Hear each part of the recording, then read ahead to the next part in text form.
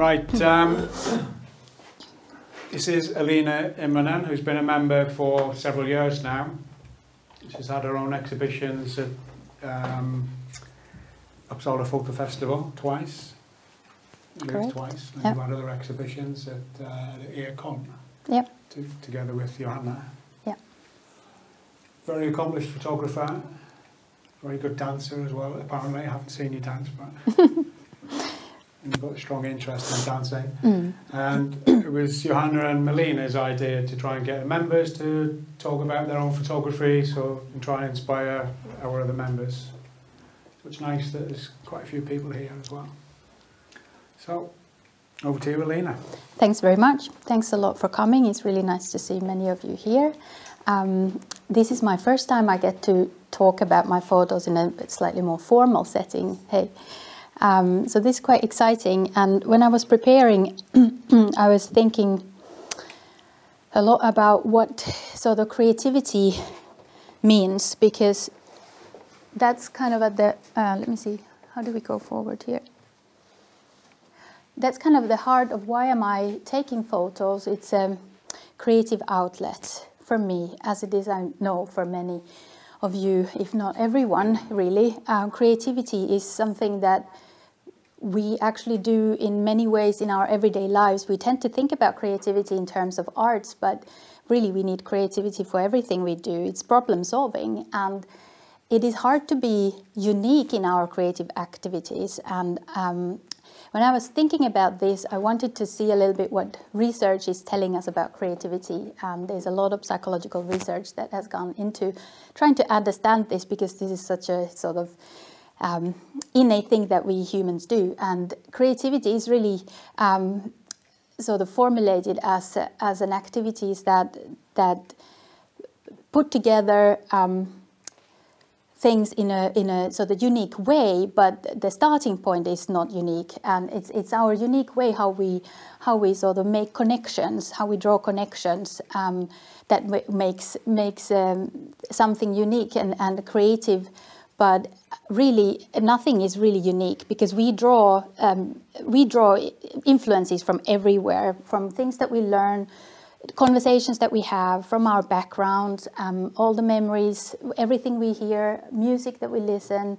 We sort of take this as an inspiration, whether it's conscious or subconscious. We then create something that is unique because our experiences are unique.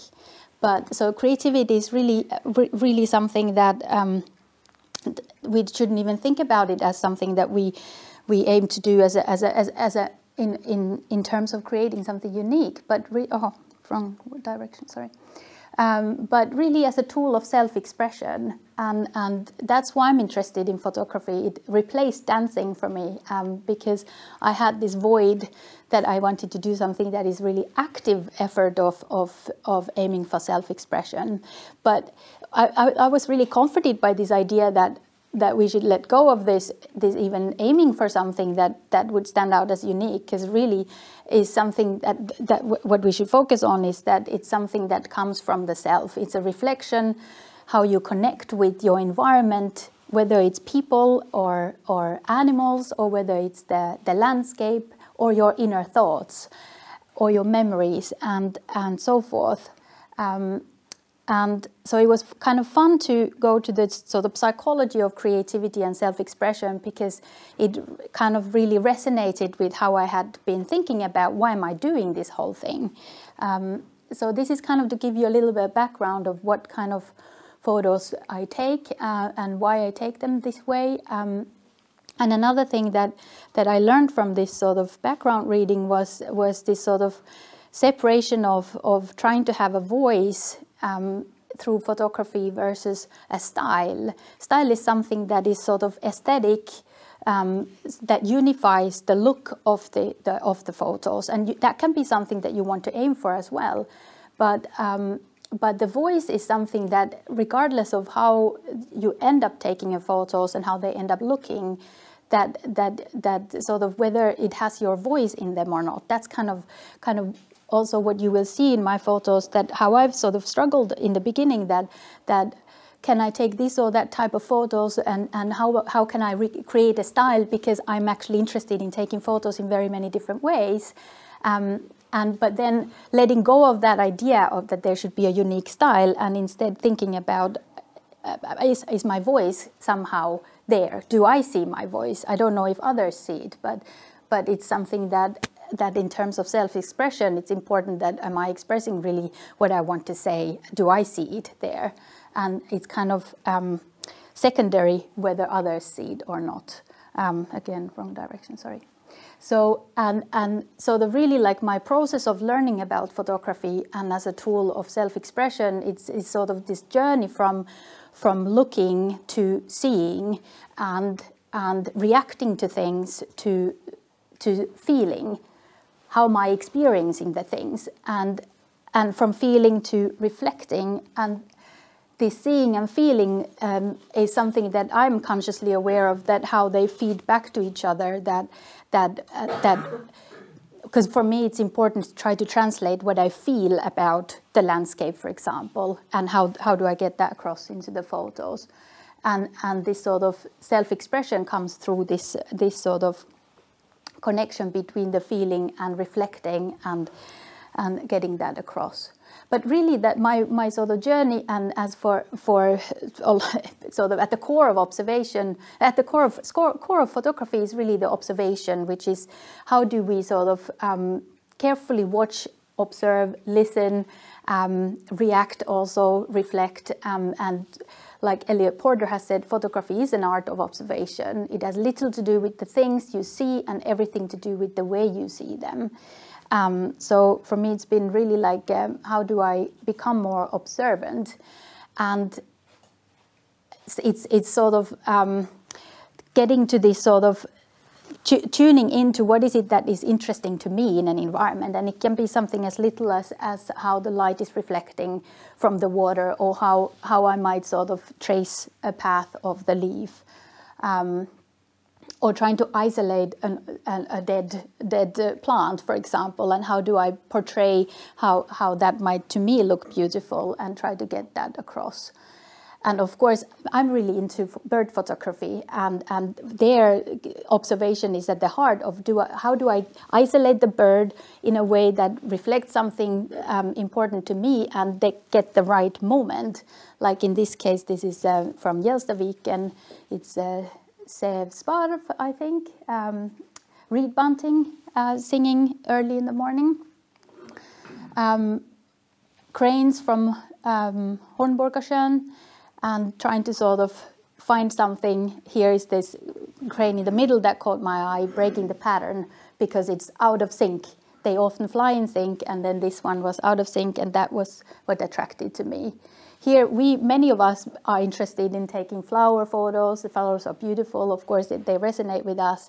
This particular one is interesting to me because it's the only poppy that I managed to grow this summer in my garden. And it's not because of me, it's because of the previous year's seeds that had traveled. And they ended up into a bush of lavender.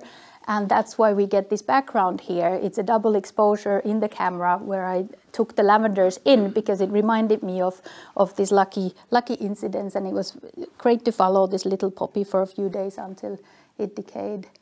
Again, here it's not that it's sort of cranes that are beautiful birds as such, but they are monogamous often, and here this pair was outside the flock of thousands, and they were preening and getting ready for the day. This is early morning, and they were doing it in sync and in this symmetry, and that's what caught my eye in this one, what sort of drew me to it, because of this sort of behavior that because they are a pair and they do things in a paired way. This screen is really bright, so a lot of these photos are actually brighter. It looks totally overexposed there, unfortunately, but and how the observation helps to sort of like, how do you sort of use these techniques to either catch the moment that has to sort of, when you actually have movement and you have to catch it, versus something that is not moving, this the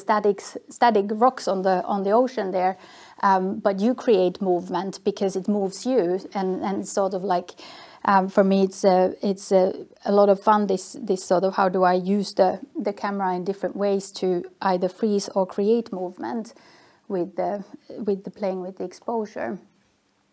And this plant is actually very, very tiny, and I like a lot this. I like quite simple pictures, and how do I then isolate something that is actually existing in a very bushy setting and is very, very small, but it ends up looking something that I didn't actually see, but I felt because that sort of drew my attention. Or here this this chair that was of interest, and trying to sort of think about what can I do with a chair that sort of may add something to the chair that is interesting itself, but so that it becomes something a little bit different than what I actually observed. I'm showing you a few of just, I don't have something to say about every photo, but just to give you a bit of an idea of the kind of pictures that I like to take when I don't sort of plan ahead. It's really like spontaneous. These are examples of sort of spontaneous photos of just going for photo walks, and the things that I tend to observe and pay attention to. Autumn is my favorite season because of the fog that is and the moist that is often present. Trying to sort of capture the mood of the autumn is something that attracts me often. It's something about the spirit of the autumn that feels personally more resonating, even probably because of partly the melancholy there, but also that it's the autumn that really brings the new life, because everything is decaying, and it's really important process. Otherwise, we don't get new life if we don't get the nutrients back in and all that. So in a way, while we often perceive the autumn as a melancholic part of winter, it's not just that. And here, this fern looked to me like what is it called now? The little fish. Seahorse. So it was kind of sympathetic fern, the way it had died. And this is like a question mark. I don't know what the plant is. It's going to reveal itself later, the green question. So I tried to sort of really like practice this. How do I get something small out of the environment and make it something bigger? And this is a couple of like maybe 1/2 centimeter sized spider from our garden, and I spent a long time lying on my stomach on that early morning trying to sort of get the only lens that I had with on that time was a manual lens that is not actually for macro photography at all. So it became meaningful photo also just because of that exercise of and the experience of lying there and spending some time with that little spider. But generally, water droplets, they are always beautiful, so it's always fun exercise. How do you capture them, isolate them in different ways? It's really a shame that everything looks overexposed now. This is a little dragonfly. Both of these are taken with very, very bright daylight, and they are heavily, heavily underexposed to get the shimmering coming through.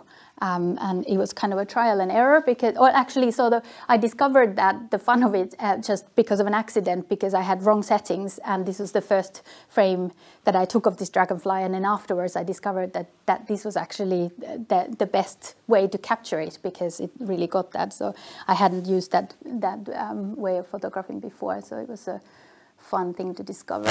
And this is from, I can't remember what the spider is now called. It's in English is orb web spider. What would it be in Swedish? It's the one that makes this huge. Yeah, it's beautiful. These when you see sort of intact spider webs around. So what often sort of feeds creativity in us, this sort of sense of awe. I couldn't find a good Swedish translation for this. Awesome awful also, it doesn't have to mean that there has to be something really big and grand.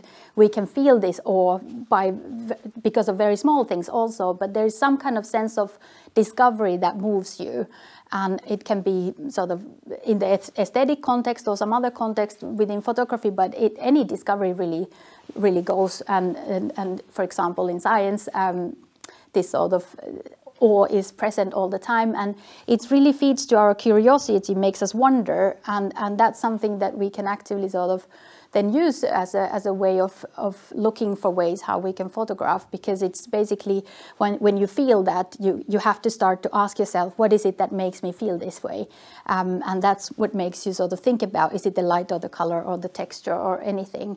But also it can sort of lead you to more thinking about what is the connection in terms of sort of something, how you think about, for example, the ecology of the organism or something. It can be something to do with more than just the sort of aesthetics of things that can sort of attract you to then sort of photograph in a certain way.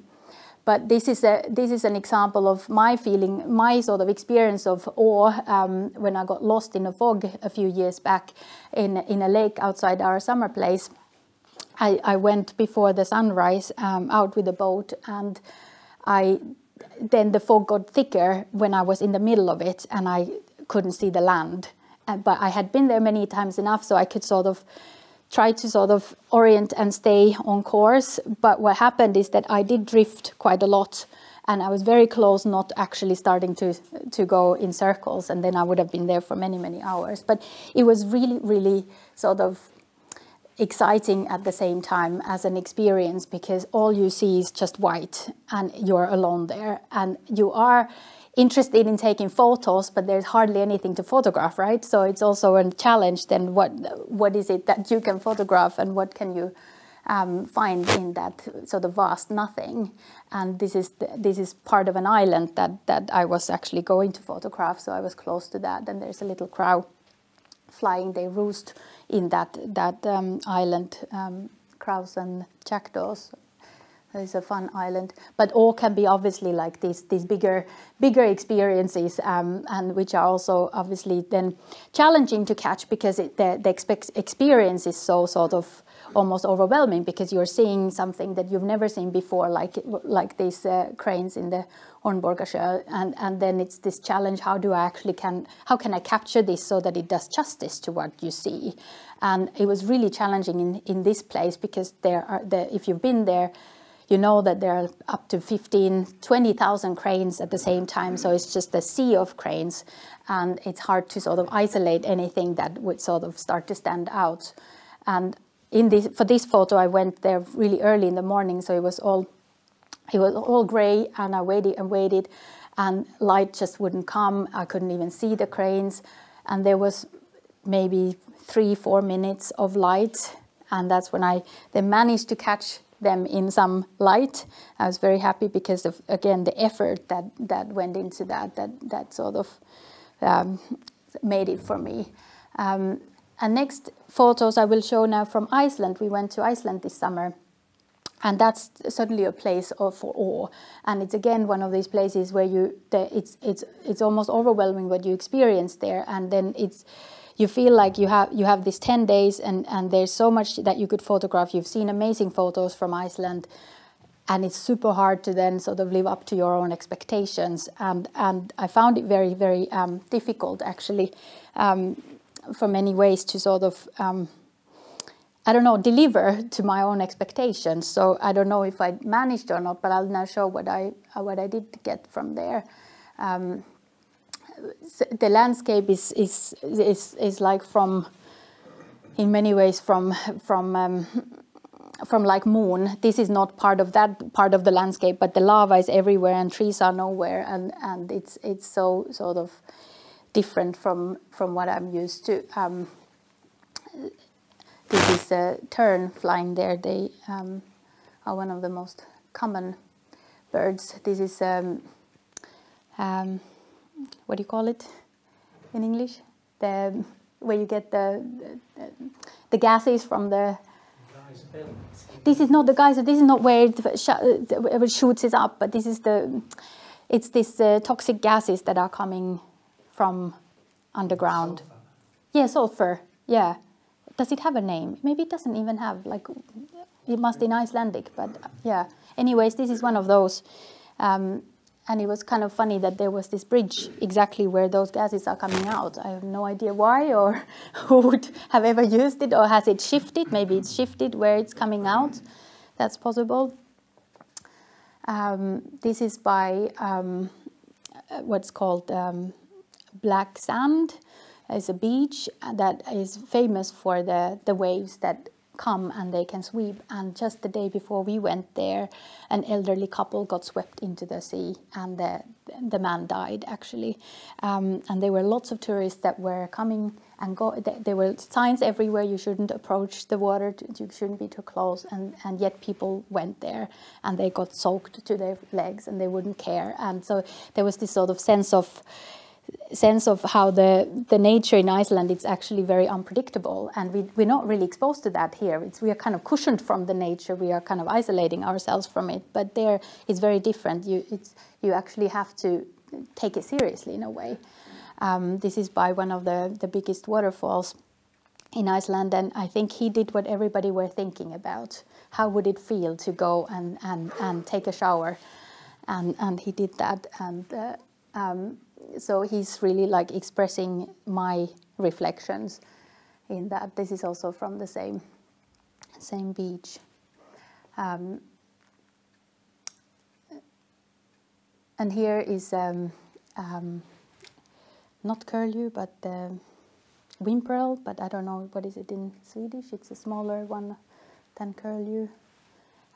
In the night, this is from so that we were driving around in the midnight sun, taking advantage. Small, yeah, that's the one. Yes. So it's like photographing in the midnight sun. That was the sort of what we really wanted to try out. And typically it was raining and windy, too much wind, so we couldn't stand being out that late and long, and it was really miserable during the nighttime. But one night we got to stay out, and then we saw a family of Arctic foxes, 2 cubs and the parents, and this is one of the cubs, and so it's maybe a couple of months old here, and I'm standing on a hill, and it was coming straight at us, and it was just sort of really unforgettable to meet someone so, and I wouldn't even say curious, because he or she didn't really care about us. It was like coming towards, looking at us straight in the eye, and then just walking by. Was not interested in taking any contact as such, but really just we were irrelevant. But we had this sort of moment, and then it just went off. And that was really something that probably won't happen again. And now I'm coming to the part where I'm going to show pictures that are more meaningful to me. Those were also, but really like coming to sort of, for one reason or another, they resonate even more. And I think this resonance is something that I really want to work towards all the time, that identifying these things, why am I interested in something? And often it's hard to really express. And these are also from Iceland, and they were about Icelandic horses, and I think they resonate with me because I have a long history of riding Icelandic horses, and it was really something about their spirit, because I got to ride them there, and I got to talk to the old elderly couple who had the stable and about their horses, and they were telling that they had 100 horses that they were breeding, and for the winter they would just drive them up into the mountains and leave them on their own device. For the entire winter, no extra food, nothing, no shelter, and so they are like wild animals.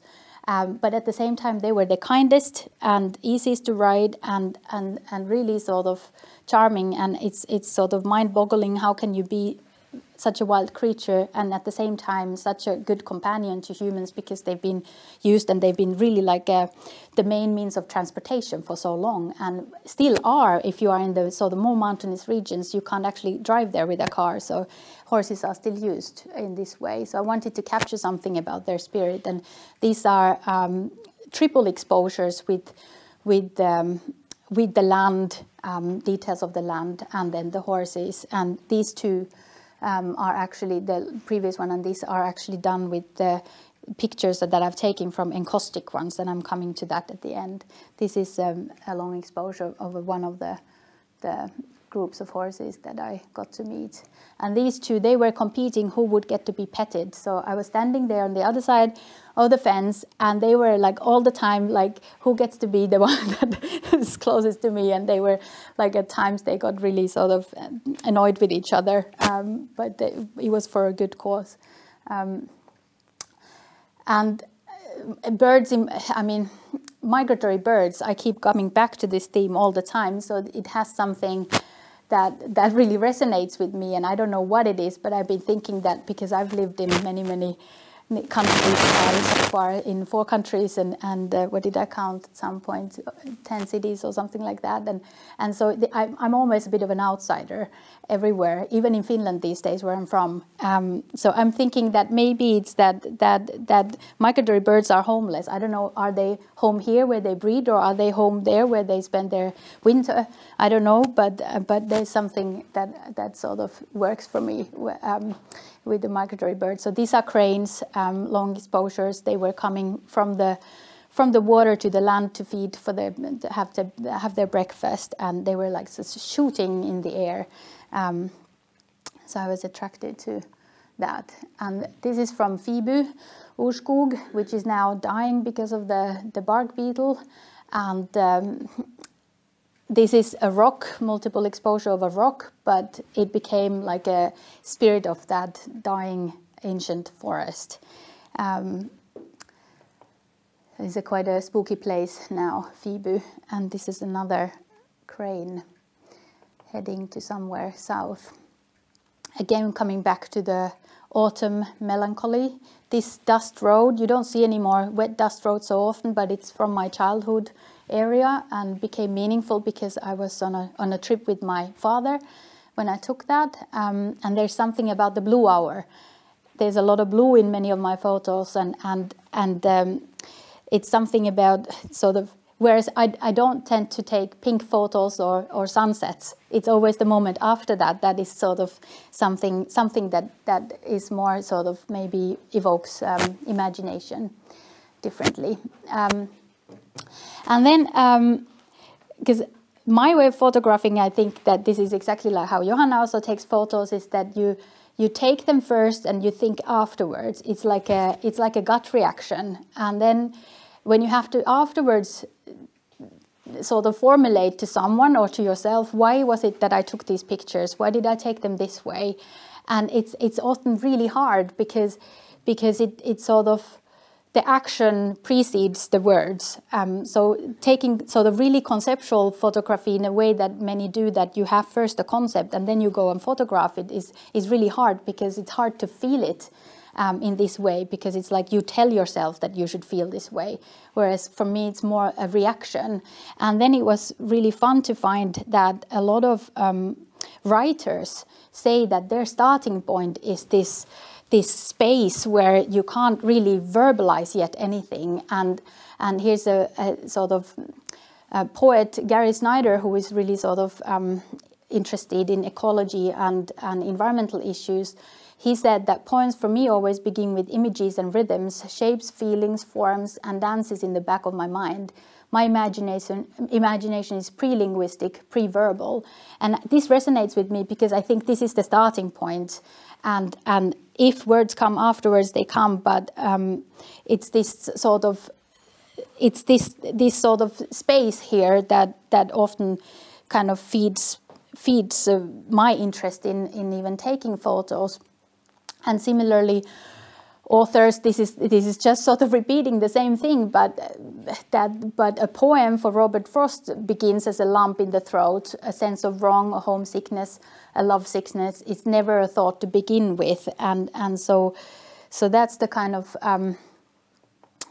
inspiration to me, that those kind of emotional kind of spaces. And one of the most meaningful photos for me have been the times when I've taken them when I've actually felt something really strongly, and often it's actually pain, because I suffer from chronic migraines, and some of the most meaningful series has been when I've been under the attack but still capable enough to do something, and I've had this moment, I can photograph, I can't think, it's really hard, I'm really pissed, but can I do something with it? Because then if it feels like I can do something with it, then it's not all sort of wasted, that pain. And so the picture on the right is a in-camera double exposure. This is where I typically have my headache. So I wanted to capture the face in that part of the head.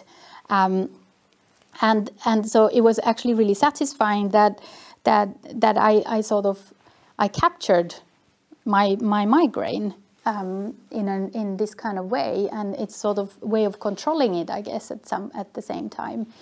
And these are along the same theme. This is from our basement, and it's about the fact that light. The lightest feeling you have when you have migraine is actually the darkest place, and so the lightness of darkness, I call it.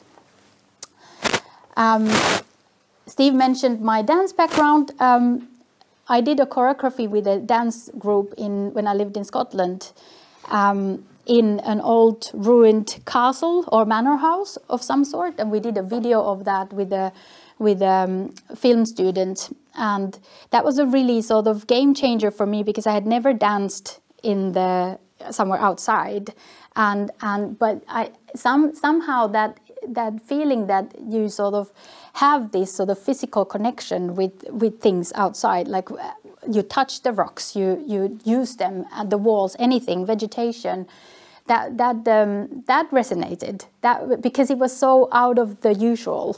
Because usually we isolate ourselves in clothes and we stay kind of in the paths, and we distance ourselves from the natural textures. Children are natural at exploring these things, but once we kind of grow old enough, we feel like we don't have to anymore, because we know how everything feels, right? But when you actually go and let bigger parts of your body to touch these things again, that somehow was like, oh my God, this was interesting. So I carried on that now after I picked up the camera, and spent some time in the woods, and I still do that. And this is the first sort of time that I did that, when taking photos myself. And this is not a multiple exposure, it's a real shot through soil, because I found this place where you could creep under a fallen tree, and then the way it had sort of lifted its roots kind of revealed this space where you could creep out. So I thought it was a lot of fun. I know this makes me sound a little bit of a weirdo, but I'm just like telling you where my inspiration comes from, so that you know, judge or not. Here it's the little beetle there. I use beetles in my research, and I spend some time trying to sort of catch the person or the individual in action who does this to the leaves. It's such an elementary organism for the process of decay. So it's also this idea that how is it actually that all the leaves start decaying before they end up onto the soil? It's thanks to those little beetles eating them away during the end of the season. So that was sort of fun for me. And this is also under the roots. Then I am really drawn to ruined houses still after that one experience in that place in Scotland. And I know many are attracted to these places. It's hard to find them these days. They tend to get kind of demolished. So I got to visit a place in Norway, and I did the following sequence there. I had maybe, I don't know, half an hour to spend there because family got impatient. But it was meaningful because then also afterwards I found other meanings in this series. But it is also documenting that space and my experience in that house. You sort of step into someone else's world and you wonder, why did they leave the house the way it was left? Who lived there? How could they leave and leave their things just hanging as if they were going to come back? Maybe they were going to come back, I don't know. But it's really sort of evokes a lot of imagination. But like I said, it's something about memory and experiences that you don't necessarily have words for, and you don't have to have necessarily words for them. But it's this feeling that you can try to sort of chase through your pictures. So memory believes before knowing remembers, believes longer than recollects, longer than knowing even wonders. So I found my purpose for this series in these words, and I think it's because it's this space that is kind of hard to grasp. And the next series is also a group of photos that I took in a short space of time. When so there's a couple of sources of inspiration for this. The name comes from a composer, Kaija Saariaho, if you know Finnish composer. She does modern sort of classical music, and her piece Papillon is something that really resonates with me. But then it's really like also how we connect to nature, how we use the nature, and I'm using butterflies here as a sort of as a sort of wider metaphor or as a subject, but this would apply to many things. But yeah, so it's the starting point for these photos is our many ways how we experience and use natural organisms for their beauty and for their as a resource, but also what we sort of end up doing to them. This is a wood-white butterfly that is researched in our department, and for many reasons, but for example, because they have an odd number of chromosomes that vary in a short geographical spaces.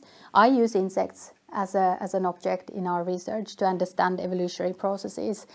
And there's even talk of recreating already extinct species through genetics, what we can these days do. Serious talk of resurrecting mammoth, for example, and it's bonkers because at the same time it's really odd, because why don't we protect what we already have here, use the money for that? So it's this dual relationship in a way that I use organisms, I sacrifice their lives, insects, for greater good, for scientific purposes, but at the same time I am using them, taking advantage of them. And it doesn't come exactly easy for me, this sort of dilemma. And butterflies are dying out. It's one of those organisms that are sort of, many species have gone extinct and many are on their way. And a lot of us don't stop to think about what our agricultural methods have actually meant for making the species richness of plants, for example, to decrease over time. So this is like a collateral damage. We've eaten we eat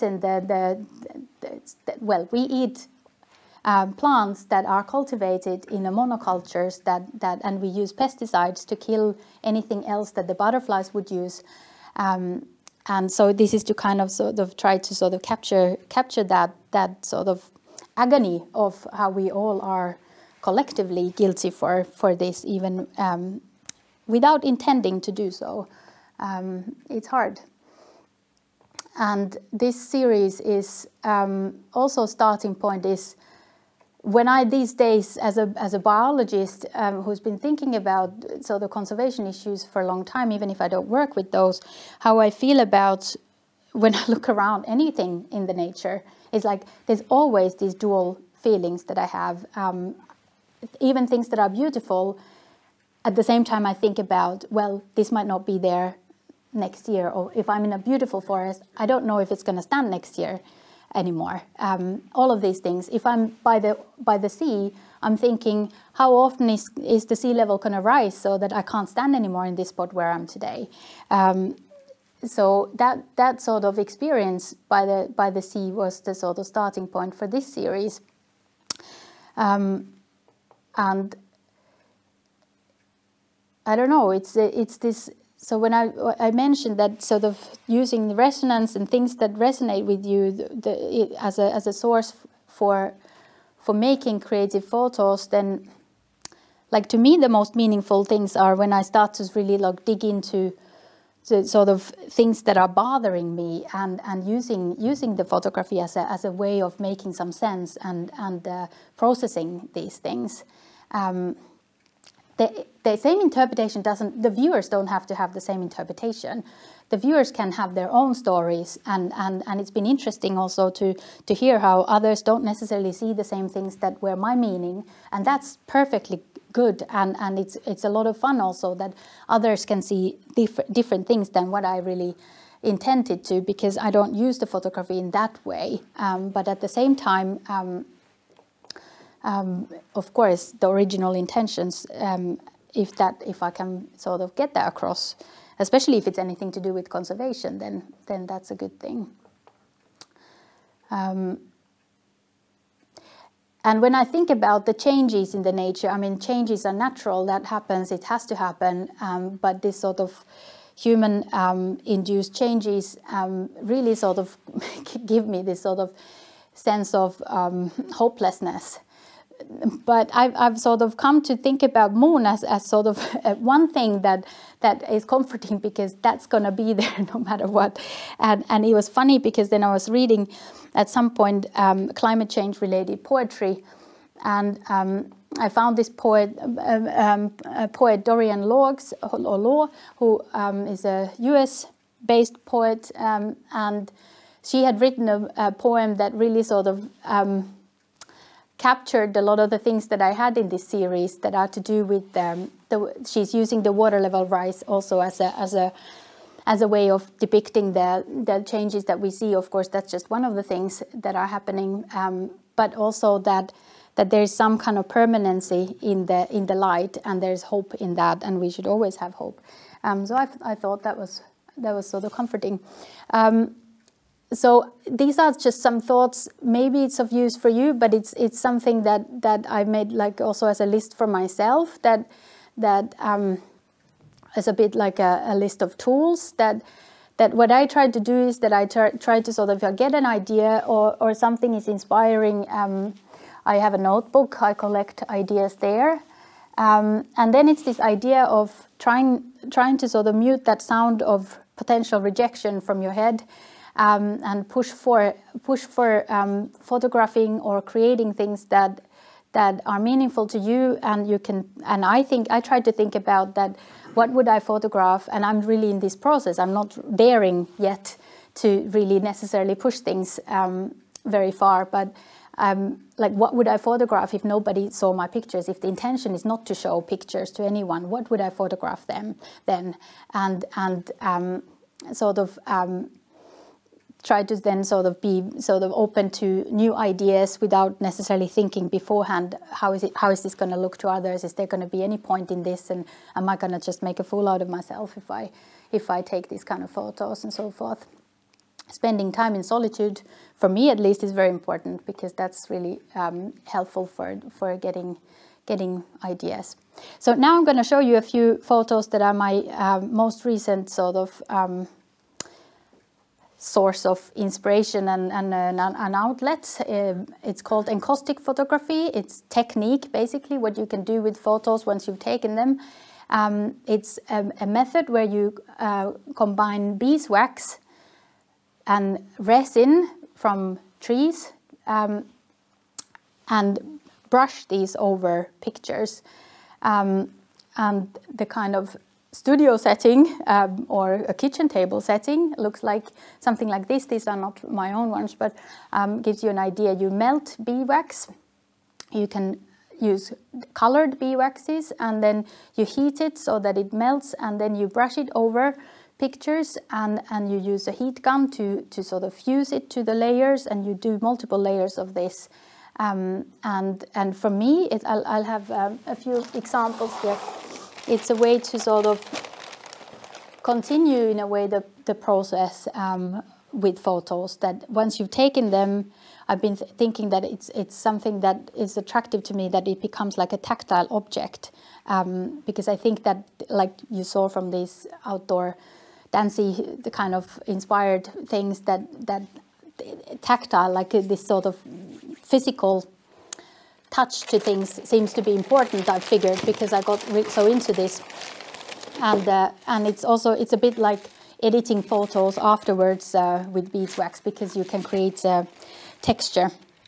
And then you also create permanency, because this beeswax is a technique that has been used in making paintings with beeswax colors for thousands of years. So all these pictures are several thousand years, so it can really last. So I find it a lot of fun to think that, because I shoot digital, and it's this sort of flux of rapid process of taking photos and putting it out maybe on Insta or something, and then they end up somewhere on the flow, and you forget about them, and that's it.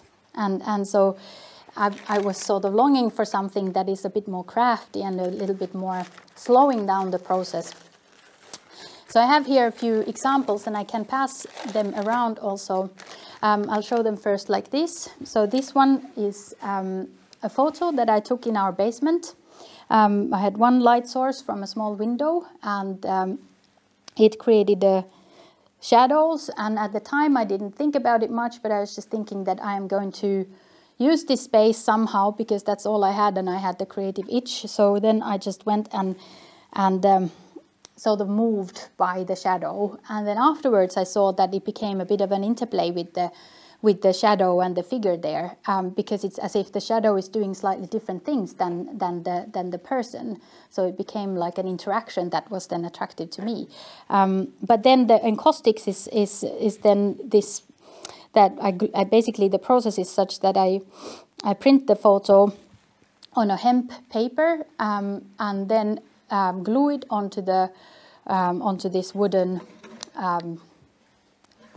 sort of case.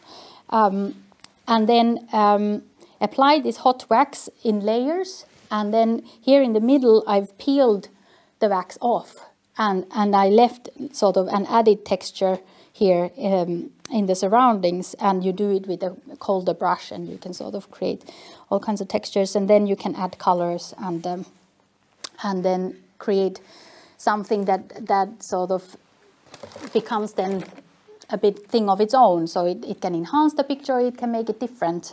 It doesn't sort of matter, but it's just and it's a lot of trial and error also. And this is another way of using it. So here and here I've just used the wax as a, is this right way around? Yes. Wax as it is, without sort of making any specific effort with the texture, and just sort of adding multiple layers so that the flowers start to look a little bit as if they are somewhere a little bit sort of deeper in. So you can sort of play with this depth with this wax. And then this, for some of you, you've seen this. This was in the photo festival. This is from this series that I took following my daughter, looking for foxes in my hometown. And this is her on top of a fortress that has sort of tall hills, and here I've used the wax sort of more thinly, but here in this area that was otherwise a bit boring because it was just black, I then added texture here, and this is with the tilt lens, which creates this sort of distorted branches there. So these I can sort of pass around also, so you can, these are okay to touch, so you can sort of get a bit of a feel of the surface, because it's kind of the part that is the fun for me. Don't scrape, but you can touch them anyways. Yeah, so that's what I had thought to say. So I don't know if you have questions or comments or anything that you'd want to share or say in Swedish also. So please. You have talked a lot about your photographic process in whole, but in most of our photographic processes, there are when we take the photo and when we sit by the computer. Do you have both these kinds of in your flow, and are you more analytical in the second phase at the computer, or was that what you hinted at? Yeah, I'm interested in both of those. But as you heard, it's not what I focus thinking about so much, but it's more like it has become part of the flow, and it is important. So both. So in the actual sort of photographic, yes. Did you have different color backs there? Or? Yes. It's maybe 3 or 4 different colors, and there I've used the colors called pan pastel, which is this powdery color that you can spread with your fingers. There, yeah. So then what I like to use in terms of lenses, for example, I use these lens baby lenses, which one of them is called velvet, which creates this sort of very velvety feel and adds a lot of glow. And the other one is this tilt lens that creates this distortion, and you basically have only one area that is sharp and the rest becomes blurred. And you can then decide where you want to sort of tilt it. So those are my 2 favorite lenses, and then of course long lens for the birds. But I like the lens baby lenses because they are manual lenses, and it's easy because I sort of try to go often away from sharp, so it's easier to create unsharp than to me at least with those lenses. So I think that's why I'm drawn to those. And then I'm using On1 RAW as an editing tool. I don't know why I ended up using that initially. I think I just got an advertisement and then downloaded that, and then I'm kind of they keep updating it, and it has sort of higher and higher potential all the time. So I've been happy with that. And what I do there is that I can correct colors, or I can change them altogether if that's something that fits my mood better. Because it's a lot of, to me, it's like it's not necessarily what came straight out of the camera. Because if that's not what I felt, then I want to do something completely different. And I love the feeling that you take something and then through the computer editing it becomes something else. I love that. Seeing that transition, and that's where I'm almost actually disappointed if I can't come up with anything to do to it afterwards. But I can do anything afterwards within the sort of playing with contrasts and colors, sharpening areas. But I don't add things, and I don't usually take things away unless if they are just sort of disturbing pricks on wrong places or something like that. And so there's some sort of element of if I'm still wanting to document something from the nature, then I do want to sort of be honest about what I actually saw in terms of the an organism or something. So I don't know if these answer a little bit maybe, but if you have anything more specific. No, it's just the analytical side of you versus the psychological side of you, or feeling side, but they seem to be present, at least the feelings in both of these. Yeah, I would say so. Yeah. I'm trained as a scientist, but I sort of do everything in terms of how I feel about things. It's present all the time, also in the sort of analytical things. A lot of the things come first to me as a gut feeling and intuitive feeling that this feels right, or there's something here that is interesting, and then when I dig further, then I start to understand what is it about. And it's a bit similar sort of with the editing also, and I don't have just like one way of thinking about it. It's it depends on the photos, and it depends on what's the aim, kind of how I go about doing things. Yeah. Any other thoughts or comments? Questions, comments? Yeah. Väldigt inspirerande. Tack. Ja. I think what you said about making prints or like a hard image that you can grab is important as well, because in the future there could be long-term electricity outages, and then your images might disappear, or your hard disks might become destroyed or anything. But if you've got a print, it's likely to survive 100 years if you do it in a decent quality. Yeah. So better do the prints before the electricity outing. Yeah. Well, if you look at Ukraine, they're going to struggle in the next few months. Yeah, no, it's a big question. I mean, I also put my stuff on Insta, and I mean, also they take electricity somewhere. Somewhere sits a server. All the servers have to be powered up all the time. Probably the bigger problem, though, is things that are on the phone, that are sort of daily pictures. That I think I saw some estimate that we take collectively on Earth 1.5 billion photos every day. So if you put that in terms of energy, it's a lot. And most of those photos we never use for anything. So, yeah. Well, I just think about like when I go back to my parents, and we always get a box of photographs out there from when they were kids, and then their parents before them.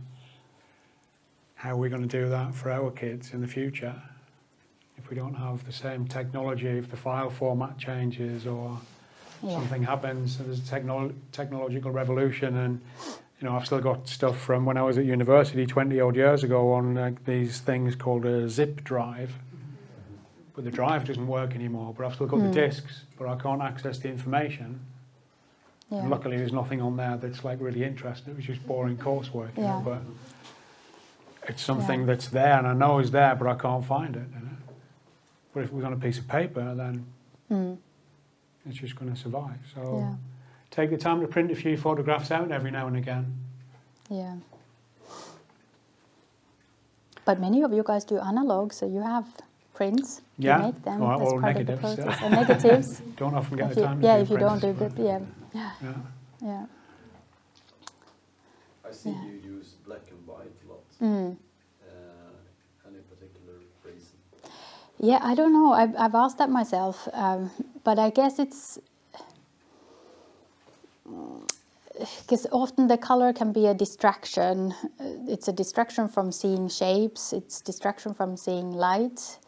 But why is it that I often ask myself, like, how would this series or how would this photo, what is the story if I use it with color versus black and white? And I don't often come to the real answer, but it's more like it's just a feeling that I feel more with the black and white in a certain pictures that what I felt in a way. Like it just somehow translates that feeling of what I was trying to convey better. But why that is, I think it's something to do with I don't know, anyone, please. Like why is it that black and white is so, that it works for many, and it has done so for so long time?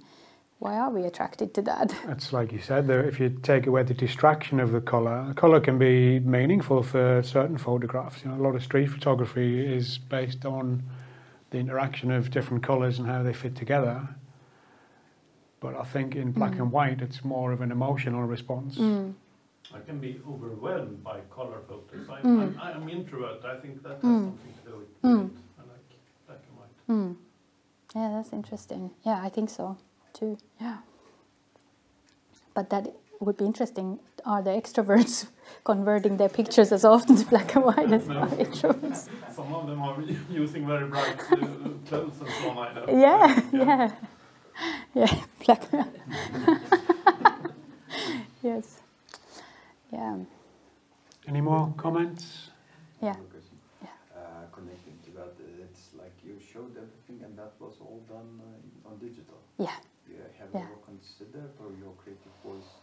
I think I would be interested, but there's this thing that to fit that process to my sort of daily life, I want to be able to do the photos at home, and this encaustic stuff I can do at home, but I would need to then have ultimately one could have it like your own sort of lab to develop things at home too, but it's I would need to come here regularly, have the time. I have a small kid at home, and often I have to work in the evenings as well. So I think it just hasn't fitted to the way I work. But it would fit otherwise the idea that this sort of playing with elements of randomness is a lot of fun, that you can't control everything. That's why I like a lot these in-camera double exposures, because you don't control them and you can't go back and do things differently, and also this tilt lens and stuff, that it's and also the waxing, it's all part of that as well, that accidents happen. I don't have now that here, but I did a picture that I felt that I ruined when I added wax to it, because it just didn't work at all, and I spent forever trying to figure out what I do, and I kept adding things, and then I started to add colors, and there was this sort of sky from Iceland, and that was very turbulent, and I felt like I just made it very even and just boring. But then I started adding these colors, and then it became something completely different.